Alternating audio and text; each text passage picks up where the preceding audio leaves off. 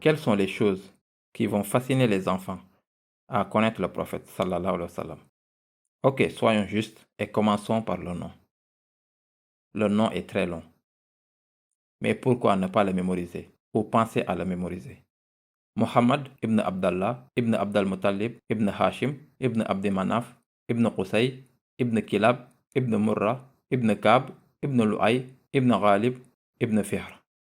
Imaginez, frères et sœurs, quand vous rencontrez Rasulallah, Inch'Allah au paradis, et vous dites, Ya Rasulallah, par ailleurs je te connais par ton nom, pas seulement Muhammad, je te connais jusqu'à ton arrière-arrière-grand-père. Imaginez le type de relation qui va arriver entre lui et vous. Il est né en 570 après Jésus-Christ. Il a été fait prophète et messager à l'âge de 40 ans. Il est resté à la Mecque pendant 13 ans, donc à partir de 40 ans en tant que prophète jusqu'à 53 ans. Et puis il est resté à Médine pendant 10 ans, de 53 à 63. Qu'est-ce qui fascine un enfant? Le visage. Avez-vous déjà rencontré un enfant qui pleure quand il regarde un visage? Et quand il regarde un autre visage, il sourit. Bien sûr par familiarité. Mais peut-être que le visage y est pour quelque chose aussi. Peut-être que lorsque le visage est agréable à regarder, le bébé sourit. Avec des mots d'enfant, on va dire que le visage de Rasulullah sallallahu alayhi wa sallam était agréable à regarder. C'était doux à regarder. Quelle est la preuve? La preuve est le hadith qui est raconté par Al-Barra ibn Azib, où il a été approché par un autre compagnon qui n'a jamais vu Rasulullah et qui a demandé et a dit Akan wajhu Rasulillah sallallahu alayhi wa sallam misla saif. Le visage du prophète Mohammed sallallahu alayhi wa sallam était-il comme l'épée, tranchant, voulant couper des choses? Il a dit non. Non, il était comme la lune. Imaginez maintenant qu'un enfant regarde la lune. Est-ce comme regarder une épée, ou une bombe, ou un explosif, ou une arme à feu, ou même un couteau de cuisine? Non, bien sûr que non. Il était donc agréable à regarder. L'enfant regardait les cheveux du prophète sallallahu alayhi wa sallam et voyait une belle chevelure, des cheveux propres, des cheveux noirs. Même à 60 ans, même à 60 ans. Il était pour les enfants, pas très vieux, pas un grand-père, quelqu'un d'abordable, quelqu'un qui peut jouer avec nous, quelqu'un qui peut plaisanter avec nous. C'est l'élément de raison du respect. Une figure paternelle, bien sûr une figure prophétique. Maintenant les yeux. Il y avait un contraste de couleurs. Le noir était noir, plus noir que le noir, et plus blanc que le blanc. Et c'est tout. Pas de rouge, pas de veines rouges, que du blanc, des yeux blancs. Imaginez donc ceci. Imaginez cet œil blanc et imaginez-le accompagné d'un sourire. Il y a un hadith fascinant où un enfant a dit, Asala ibn Harissa était son nom, il a dit, Ma ra'ani Rasulillah sallallahu alayhi wa sallam illa waqtasama fi wajhihi. Chaque fois que le prophète sallallahu alayhi wa sallam me rencontre, il sourit. Maintenant, imaginez ses yeux, des yeux souriants, et imaginez les lèvres. Les lèvres sont assez larges, donc quand il parle, vous ne pouvez pas ne pas l'entendre. Quand il parle, vous ne le manquez pas. Quand il dit Anas, viens, il ne peut pas le manquer. Même si vous êtes sourd, vous pouvez voir à travers ses lèvres. Et pas une bouche avec une mauvaise odeur. Pas de dents jaunes. Les dents étaient propres. Le miswak était dans la poche. Et les dents n'étaient pas cassées ou avaient du noir, ou étaient noires, ou étaient malades. Les gencives étaient saines. C'est exactement ce qu'un enfant regarde quand quelqu'un parle. Et cela joue un rôle énorme sur l'enfant, qui pourrait ne pas comprendre la rationalité derrière chaque mot, mais comprendra dans quel contexte et comment il s'articule. Et puis quand il parlait très clairement. Il ne toussait pas en parlant. Vous n'avez pas à lui dire d'élever ou de baisser la voix. Il parlait selon votre tonalité. Et il accordait sa voix en fonction de vous. Pas seulement au niveau de la voix, mais même au niveau du contenu. Il regardait votre âge. Il regardait votre sexe. Il examinait votre éducation. Il réagissait, agissait et conseillait en conséquence. Et c'est pourquoi vous avez beaucoup de compagnons qui posaient la même question, mais ils recevaient des réponses différentes selon leur caractère et leur personnalité. Il parlait très justement et très clairement, à tel point qu'Aïcha radiallahu anha a dit que l'auditeur mémorisait ce qu'il dit. Donc chaque auditeur se transformait en fait en magnétophone parce qu'il parlait très lentement. Pas lentement pour vous ennuyer ou vous endormir, non. Lentement pour être absorbé et compris. Et parfois, comme le dit Anas ibn Malik, il répétait ce qu'il dit 3 fois. Pas toujours, mais 3 fois.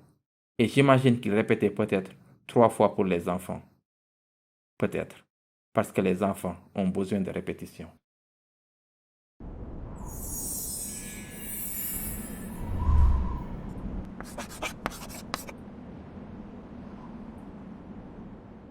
Imaginez avec toute cette beauté, il vous touche.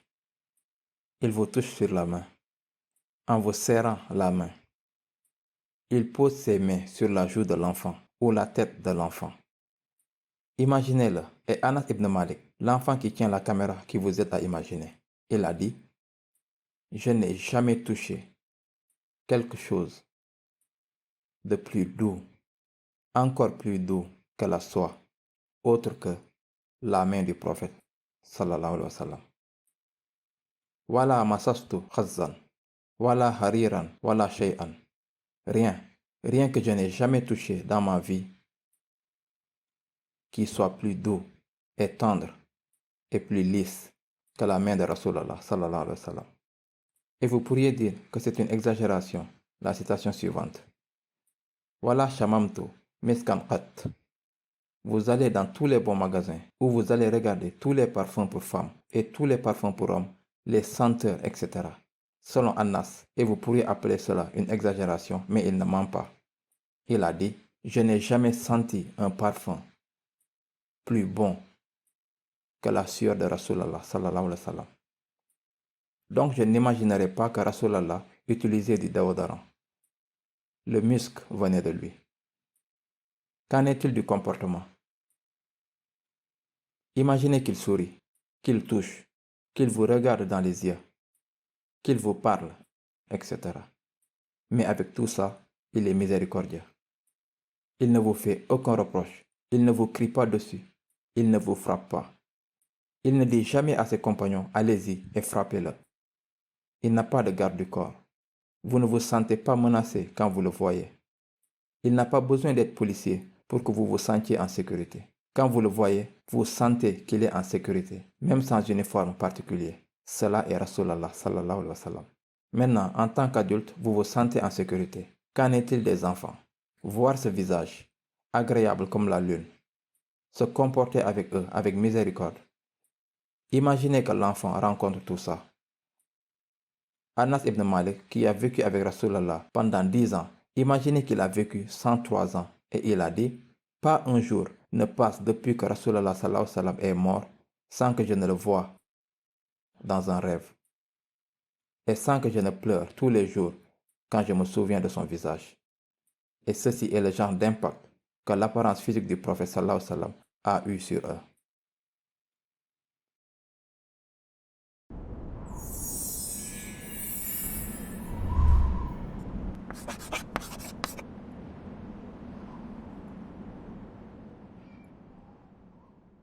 Quand Rasulallah sallallahu alayhi wa sallam a été interrogé par Aïcha, quelle a été la période la plus difficile que tu aies rencontrée au cours de ta vie? C'était le jour de la bataille de Uhud. Pour des raisons évidentes, ses dents ont été cassées et il est tombé dans ce trou. Et il y avait des rumeurs qu'il a été tué. C'était un jour terrible. Donc Aïcha, qui a été témoin et qui était à cette époque l'épouse de Rasulallah sallallahu alayhi wa sallam, elle n'a pas la perception de la période de la Mecque. Elle était encore trop jeune. Il a dit, non, ya Aïcha, ce n'était pas à Médine. Mon moment le plus terrible, c'était à la Mecque. Quand je suis allé à Taïf, à la recherche d'un lieu alternatif, avant de venir à Médine, j'ai été lapidé par les gens quand ils m'ont rejeté, à tel point que mes pieds saignaient. Et les historiens disent que, et vous le savez quand quelqu'un saigne, la pantoufle ou les chaussures ou les chaussettes se collent avec la peau des pieds. Et ils disent que les pantoufles se collaient avec les pieds de Rasulullah sallallahu alayhi wa sallam. Et le sang coulait de partout. Et Zayd ibn Harissa était avec lui, le protégeant et le nettoyant. Imaginez si vous y étiez. Si quelqu'un dans la rue vous gifle et la police vient et dit « Vous a-t-il agressé physiquement ?» Vous dites « Oui ». Diriez-vous à ce moment-là « Non, il ne l'a pas fait ». Et quand cette personne vient vers vous et il vous dit « Pourquoi n'as-tu pas dit la vérité ?» Vous lui dites « Je te pardonne. Peut-être qu'un jour tu deviendras musulman. Ou peut-être qu'un jour vos enfants pourraient devenir musulmans. » C'est ce que notre Rasulullah sallallahu alayhi wa sallam a fait. C'est exactement ce qu'il a fait. Quand l'ange est venu, l'ange des montagnes, et il y avait 2 grandes montagnes, et Rasulullah sallallahu alayhi wa sallam était entre les 2. Et l'ange a dit, j'ai un ordre d'Allah subhanahu wa ta'ala. Regardez la connexion maintenant. C'est avec Allah. Ce n'est pas avec la police. Ce n'est pas avec la sécurité. Non, c'était avec Allah. Allah a envoyé un ange d'aller voir ce que Rasulullah voulait. Et l'ange a dit à Rasulullah, dois-je simplement les écraser entre ces 2 montagnes massives? Et l'ange parlait d'une voix féroce, d'une voix en colère pour ce qu'il avait vu. Et l'être humain est au-dessus du niveau de l'ange en termes de gentillesse et de pardon, seulement parce qu'il est le prophète, rahmatan lil alamin. Et il a dit non. Vous savez pourquoi non? À cause des enfants. Pas à cause d'eux, mais à cause des enfants. Avez-vous déjà pensé à cela? Avez-vous déjà pensé que les enfants étaient très aimés, très précieux, très optimistes? J'espère que vous leur donnez de l'espoir, qu'un jour, ils changeront les choses, qu'un jour, ils transformeront Taïf en ville musulmane. Regardez la vision, frères et sœurs. Il ne s'agit pas de sang, il ne s'agit pas d'ego, il ne s'agit pas de « ils m'ont insulté ». C'est à propos de ce que vous voulez pour cette terre. Que voulez-vous pour ces êtres humains? Vous voulez les bombarder, les tuer, ou voulez-vous les changer?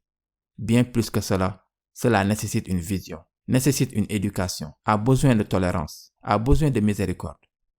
Vous connaissez notre Rasul sallallahu alayhi wa sallam. Il a dit, la chose la plus aimée pour moi est prier, prier, prier et prier. Mais ce qui lui est le plus cher, c'est de ne pas voir un enfant pleurer. C'est pourquoi il raccourcissait ses prières. Avez-vous déjà vu un père comme celui-ci? Il vient contre ses propres émotions et sentiments et joie pour une plus grande joie. Essaie de rendre l'enfant tranquille et pour que la mère ne soit pas concernée à propos de l'enfant qui pleure pendant qu'elle prie.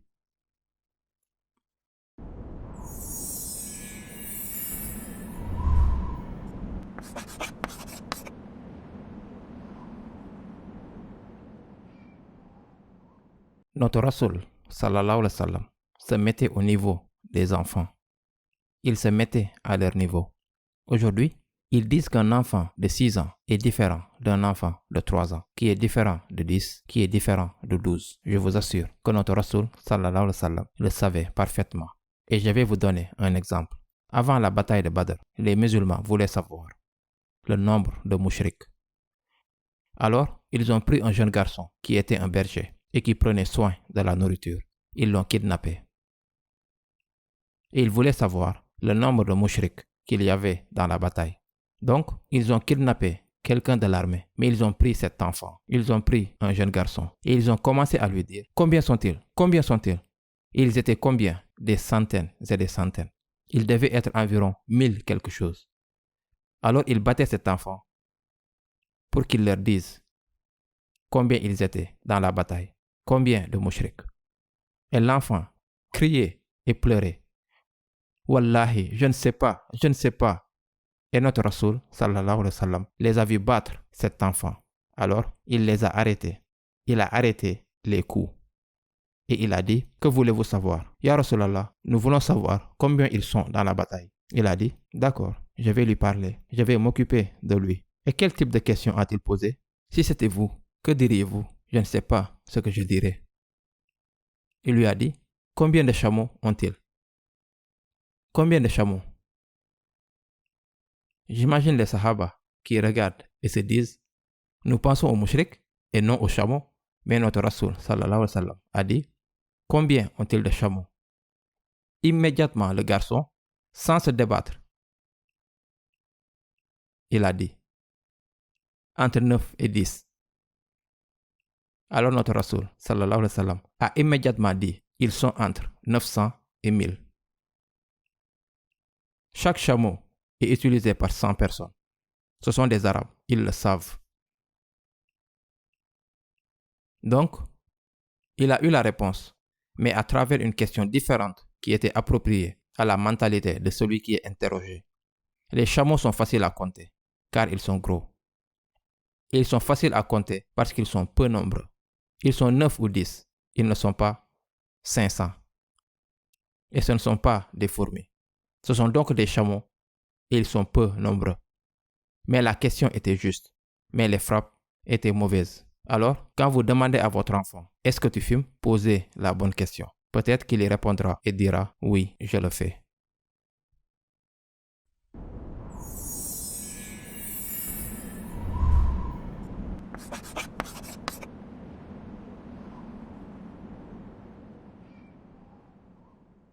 Rasulullah sallallahu alayhi wa sallam était orphelin, mais il a eu une enfance extrêmement saine. Partout où il allait, il jouait. Il jouait, aussi simple que cela. Il jouait avec les enfants de son âge. À la Mecque, notre Rasulullah sallallahu alayhi wa sallam avait 10 oncles et 6 tantes. Des oncles comme Al-Haris, qui est mort avant. Il était le frère de son père, Abdallah. Il est mort avant que notre Rasoul ne devienne Rasulullah sallallahu alayhi wa sallam. Un autre oncle était Al-Abbas, qui est devenu musulman. Et il est le père d'Abdallah ibn Abbas.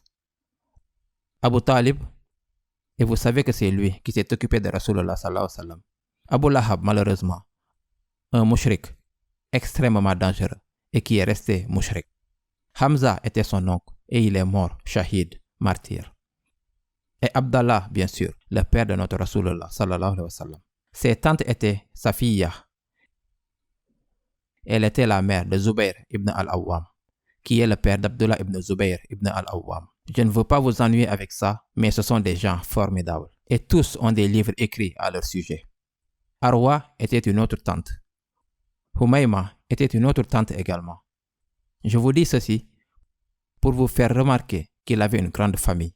Et toutes ses tantes et oncles avaient des enfants du même âge qui jouaient avec Rasulullah sallallahu alayhi wa sallam. Il a donc eu une enfance saine. Il n'était pas un orphelin isolé. Il n'était pas un orphelin qui ne connaissait personne. Il venait d'une famille hachémite qui avait beaucoup d'enfants. Et vous êtes aussi au courant que notre Rasulullah sallallahu alayhi wa sallam est sorti de la Mecque quand il était enfant. Pourquoi? Parce que la vie là-bas était corrompue. La langue arabe y était corrompue. Ils voulaient que leurs enfants parlent l'arabe pur.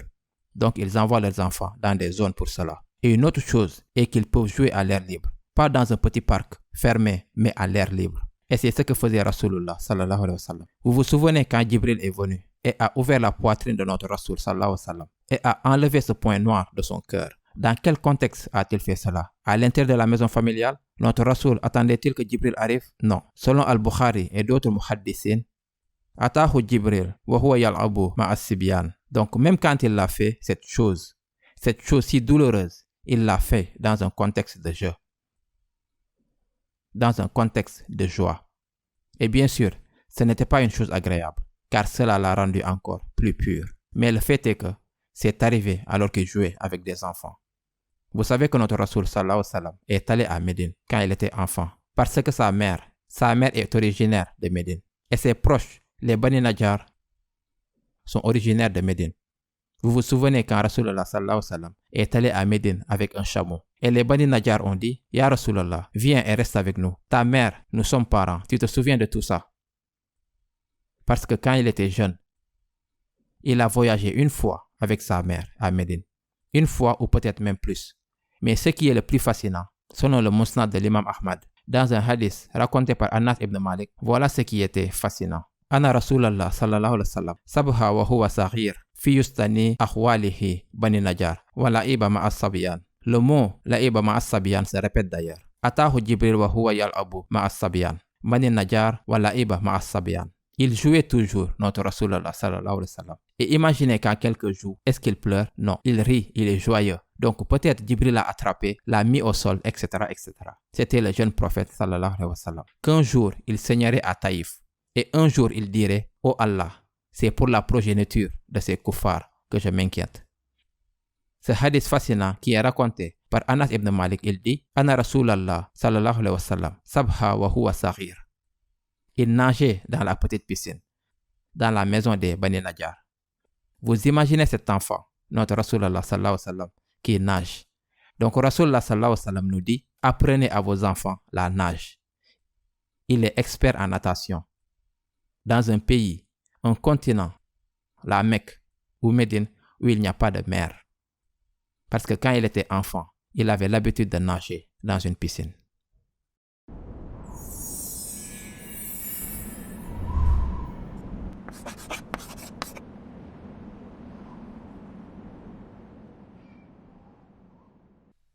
La première chose que notre Rasoul sallallahu alayhi wa sallam construisait avec les enfants était la confiance.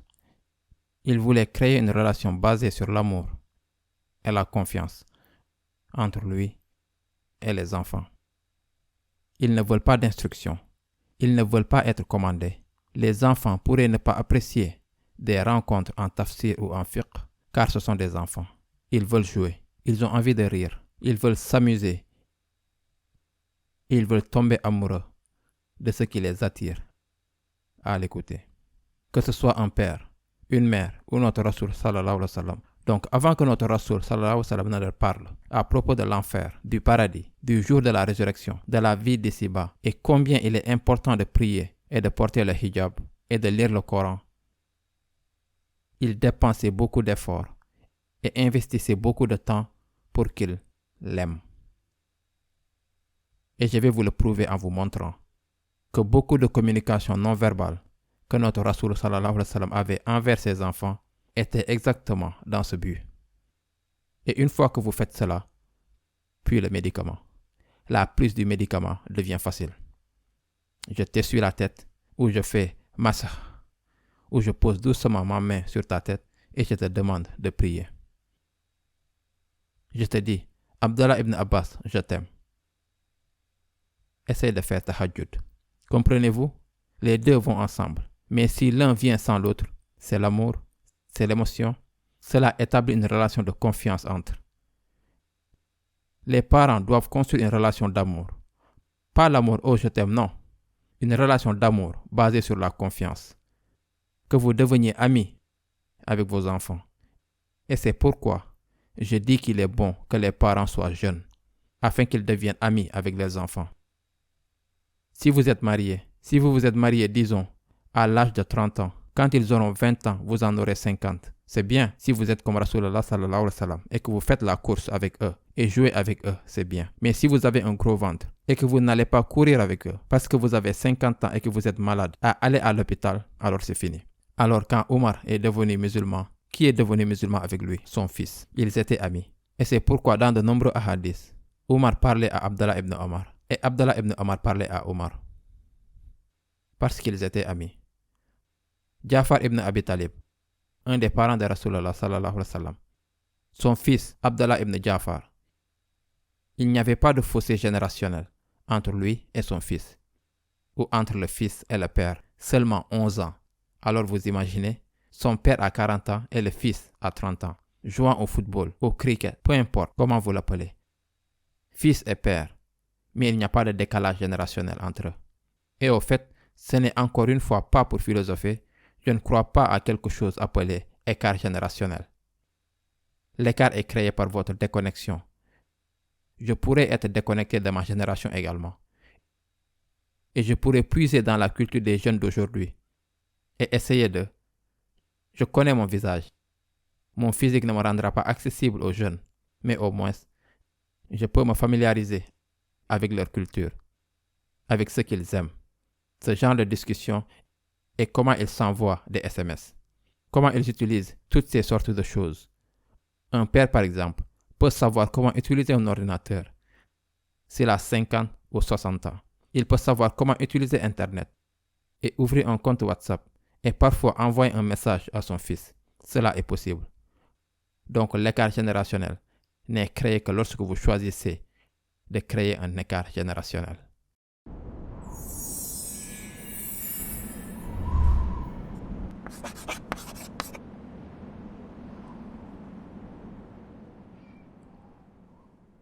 Ce que Anas ibn Malik voulait dire exactement, s'il était assis ici, il vous dirait, comme ce qu'il a dit dans ce hadith. Kana Nabiyyu sallallahu alayhi wa sallam arhaman nas bis-sibyan wal iyal. Notre Rasulullah sallallahu alayhi wa sallam était le plus miséricordieux de toutes les personnes.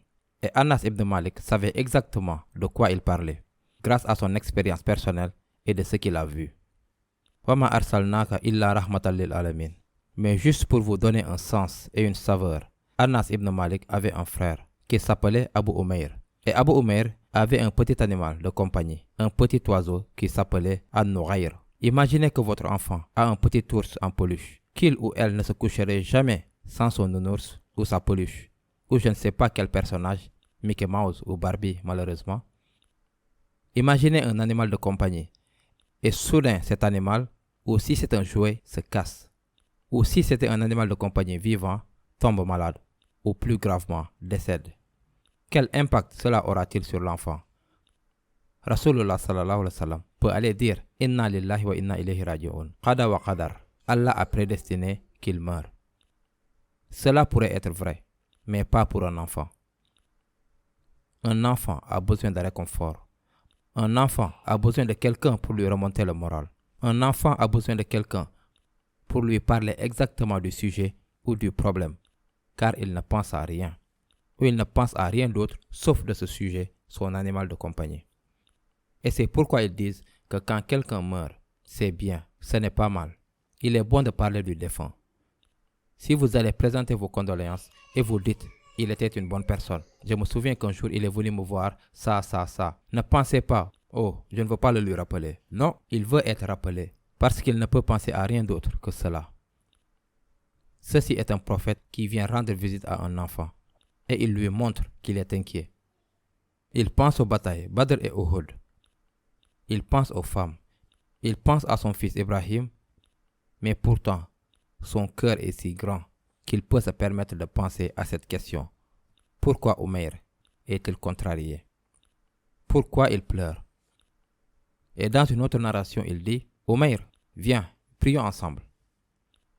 Et dans une autre narration, il y a une autre dimension. Mais reprenons l'essence de ce récit.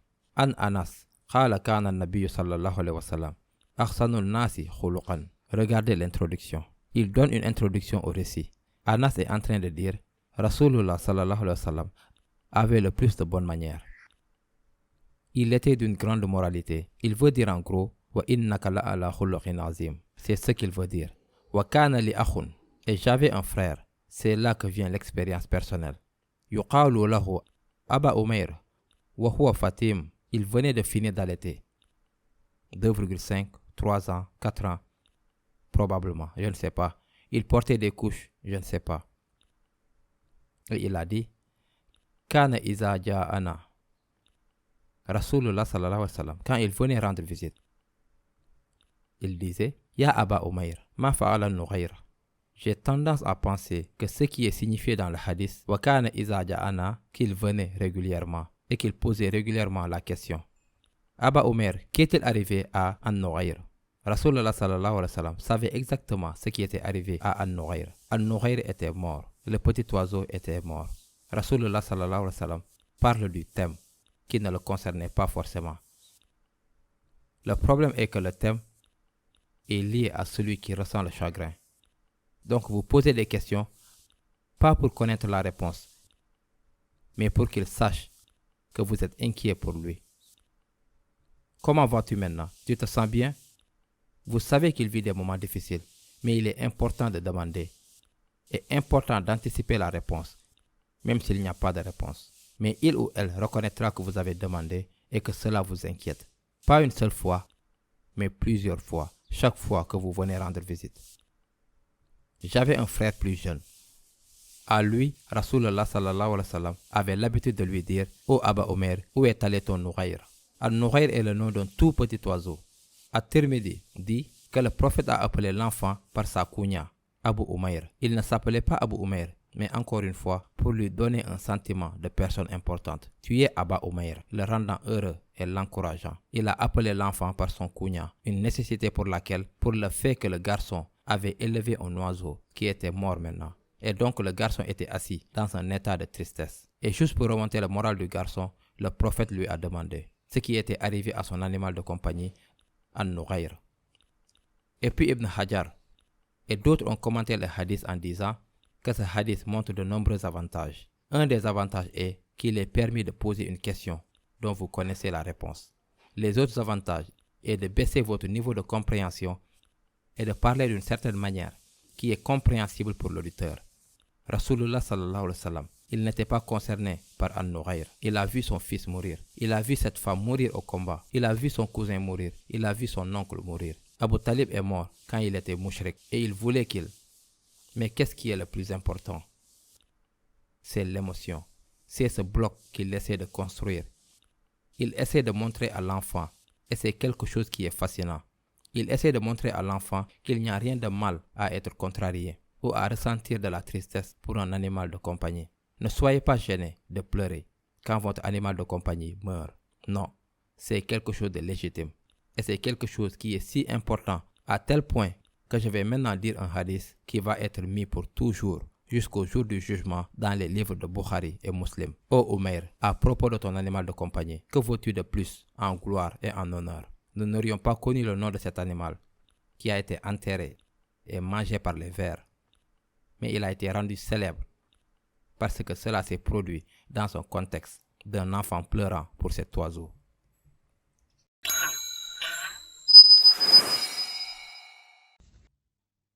Construire le bloc émotionnel est très crucial. Imaginez si quelqu'un vous dit, et vous êtes un juge ou un dirigeant, quand une femme mariée commet l'adultère et vient vers vous et vous dit, j'ai commis l'adultère, et elle le dit 4 fois, certifiant qu'elle a commis l'adultère, que feriez-vous? Vous diriez, alors, selon le Coran et la Sunna, vous devez être puni. Mais notre Rasulullah sallallahu alayhi wa sallam n'a pas fait cela. Pourquoi? À cause de l'enfant. Frères et sœurs, imaginez s'il vous plaît, imaginez cet enfant qui ne reverra plus sa mère. Cet enfant qui a atteint l'âge de 3 ans, ou 4 ou 5 ans, avec sa mère qui est morte. Sachez qu'à cet âge, c'est extrêmement important et significatif qu'il habite avec sa mère. Qu'il soit allaité par sa mère, chouchouté par sa mère, embrassé, protégé et aimé par sa mère, qui va bientôt mourir. Pouvez-vous imaginer cela? Cette mère aurait pu s'enfuir quand elle aura été relâchée. Cette mère n'a pas été assignée à résidence, n'a pas été enchaînée, n'a pas été retenue. Elle n'est pas considérée comme une menace pour la sécurité. Elle assiste à la prière du vendredi, elle va à la mosquée, elle va acheter du lait ou de la nourriture pour son bébé au marché. Et pourtant, tout le monde sait qu'elle a commis l'adultère. Mais elle est protégée, maintenue. Son honneur est protégé et maintenu grâce à son enfant. Quel rahma de plus voulez-vous sur ça? Et comparez cela avec quelqu'un qui est né pour tuer, né pour faire le mal. C'est quelqu'un qui a commis l'adultère. Ce n'est pas quelqu'un qui adore Allah 24 heures sur 24. Non. Commettre l'adultère en étant marié. Et c'est pourquoi, quand Khalid ibn Walid, et maintenant vous pouvez comprendre pourquoi Khalid ibn Walid lui a cogné la tête et lui a saigné la tête de colère et par manque de respect. C'est ce que Khalid a fait. Et ceci est notre attitude. Khalid représente notre attitude. Rasulullah sallallahu alayhi wa sallam représente l'attitude du Rahim, du Khuluq al-Azim, du Rahman lil Alamin. Il a dit, Ya Khalid, Wallahi, elle s'est repentie. À tel point que, si son repentir était fait comme une couverture et réparti sur la tête de tous les compagnons, on parle de plus de 2000 compagnons, il les couvrira, y compris toi, Khalid. Nous nous concentrons toujours sur la mère dans cet incident. Mais pouvons-nous penser à l'enfant? Pouvons-nous, frères et sœurs? Et ceci est le dernier commentaire que je vais faire sur cet incident. Peut-on penser à cet enfant quand il sera grand? Combien il aimera notre Rasulullah sallallahu alayhi wa sallam parce qu'il a épargné sa mère pour qu'elle l'élève pendant 3 ou 4 ans. Ne se souviendra-t-il pas de sa mère comme de quelqu'un qui s'est repenti avant de mourir? Imaginez cet enfant qui grandit avec le reste des autres enfants et les enfants connaissant son histoire. Pensez-vous qu'ils le regarderont de manière irrespectueuse ou bien ils le respecteront et l'aimeront et compenseront la perte de sa mère. Et les mères de ses enfants l'aimeront plus et prendront plus soin de lui, parce que sa mère était une femme pieuse et elle s'est repentie avant de mourir. Avez-vous déjà pensé à cela? Avez-vous déjà pensé à extrapoler des incidents qui ne sont pas nécessairement et catégoriquement mentionnés dans le hadith, mais qui sont naturels à anticiper? Je vous exhorte à penser à l'islam comme ça. Et je vous exhorte à penser au hadith comme ça. Et je vous exhorte à penser à votre héritage comme ça. Parce que wallahi, si vous y pensez comme ça, vous deviendrez plus rahim, plus doux et plus tendre. Si ce n'est pas avec votre enfant, car vous n'êtes pas marié, mais au moins avec votre père, avec votre mère, avec votre sœur et avec votre frère et avec toute l'humanité. Ceci est la rahma de notre Rasulallah sallallahu alayhi wa sallam.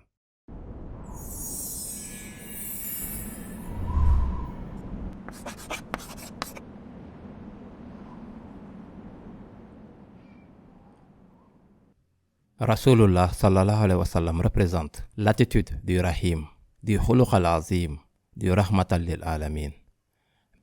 Même par le langage corporel, par la caresse. J'étais dans un centre médical il y a quelques jours et je lisais un magazine. Il parlait du massage des bébés et combien il est important de masser les bébés. Et l'article était long et parlait de les masser et comment les câliner et comment prendre soin d'eux, etc. Et à la fin, ça disait quoi? Ça disait les études de recherche réalisées dans le règne animal et les études interculturelles montrent quoi? Montrent que les enfants dont on s'occupe, dont on prend soin, qui sont massés, sont en meilleure santé. Et s'il vous plaît, écrivez ce qui suit sous 2 lignes rouges. Et leurs sociétés sont moins agressives et violentes. Pensez au bombardement et pensez aux sociétés qui sont moins agressives et violentes. Et pensez aux enfants qui sont frappés, humiliés, abandonnés. Et pensez aux enfants qui sont câlinés, massés, embrassés. Et pensez, après tout cela, ou avant cela, au prophète sallallahu alayhi wa sallam qui faisait tout cela. Ce qui stabilise une société et construit le bloc émotionnel dans le caractère de l'enfant. Pensez à cela. Donc, caressez la tête, et Rasulullah sallallahu alayhi wa sallam l'a fait. Abdallah ibn Ja'far, celui dont son père n'avait que 11 ans de plus que lui. Abdallah ibn Ja'far, radiyallahu anhu, a dit, et il était jeune à cette époque, Masaha Rasulullah sallallahu alayhi wa sallam biyadihi ala ra'si. 3 fois. L'enfant, et il est un adulte maintenant, est fier et vantard que Rasulullah sallallahu alayhi wa sallam lui ait caressé la tête. Et il se souvient même du nombre de caresses. Comme une femme se souvient très bien combien de fois son mari l'a battu, l'a frappé. Un enfant se souvient aussi du nombre de fois où il a été battu, ou frappé, ou embrassé, câliné, caressé. Abdullah ibn Ja'far se souvient très bien.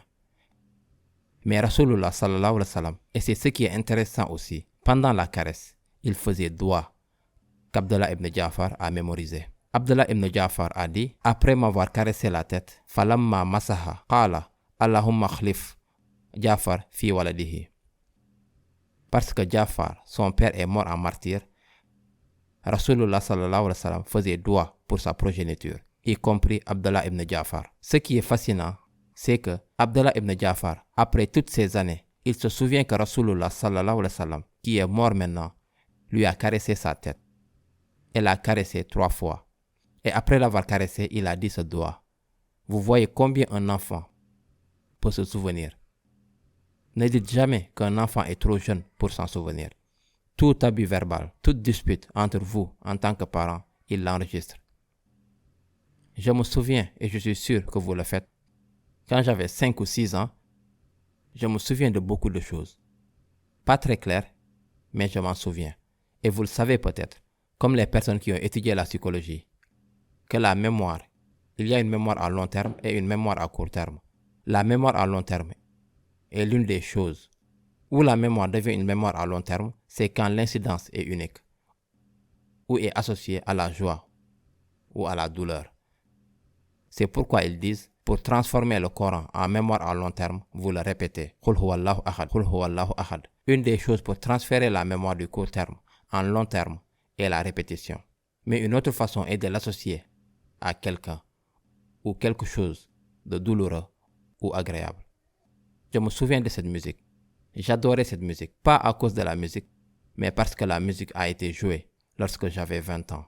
Oh, j'aimerais avoir 20 ans. Ou si vous êtes maintenant marié à votre bien-aimé, ou tu te souviens de cette musique que nous téléchargions sur Internet quand nous étions amoureux, rejoins-la encore une fois. N'est-ce pas? Alors Rasulullah sallallahu alayhi wa sallam, qu'est-ce qu'il essaie de faire? Il essaie de créer ce que j'appelle une association positive avec l'éducation. Alors il vous éduque en vous donnant un doigt, un hadith et le Coran, mais en vous embrassant, en vous caressant la tête et en vous souriant.